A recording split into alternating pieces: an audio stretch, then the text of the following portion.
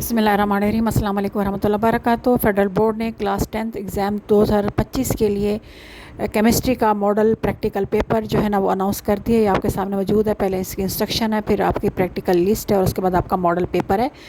Practical base assessment है ये आपकी, जिसको मॉडल पेपर भी कहते हैं। ये 2025 में जो एग्ज़ाम होंगे क्लास 10th के, उसके लिए FBIC ने जो है ना ये मॉडल पेपर केमिस्ट्री का जो है ना वो अनाउंस किया है। आप इसको अच्छी तरह गौर से देख लीजिए और इसके मुताबिक तैयारी कीजिए। इंशाल्लाह ताला अल्लाह ताला आपको दीनों दुनिया की भलाई के साथ जो है ना इस इम्तिहान में भी कामयाबी अता फरमाए।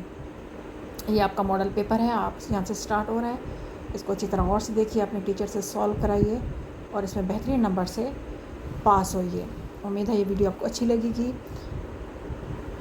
अच्छी लगी तो शेयर करें, कमेंट करें और सब्सक्राइब करना ना भूलिएगा।